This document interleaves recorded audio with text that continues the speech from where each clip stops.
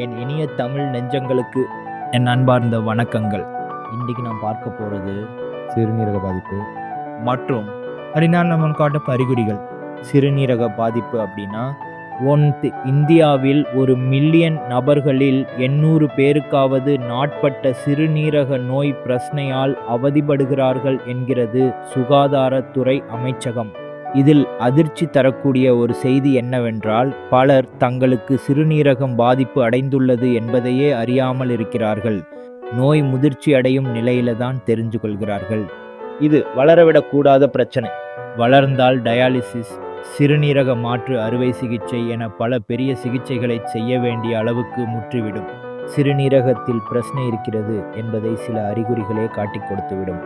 அந்த அறிகுறிகளில் சில: சிறுநீர் பிரச்சனை, நுரை போன்ற சிறுநீர் வருவது, இயல்பை விட அதிகமாக அல்லது குறைவாக சிறுநீர் கழிப்பது, சிறுநீரில் இரத்தம் கலந்து வருவது, சிறுநீர் தொற்று ஏற்படுவது, அடிக்கடி சிறுநீர் கழிப்பது, சிறுநீர் வருவது போன்ற உணர்வு இருந்தாலும் சிறுநீர் கழிக்க முடியாமல் போவது மற்றும் சிறுநீர் கழிக்கும்போது எரிச்சல் உணர்வு ஏற்படுவது, கால்கள் பாதங்களில் வீக்கம், சிறுநீரகத்தின் பனி தொய்வடையும் போது பாதங்கள் கைகள் வீங்கத் தொடங்கும், உடலில் இருக்கும் நச்சுநீர் வெளியேறாமல் சோடியத்தின் அளவில் சமநிலை உண்டாகி நீர் தேக்கமாகும்.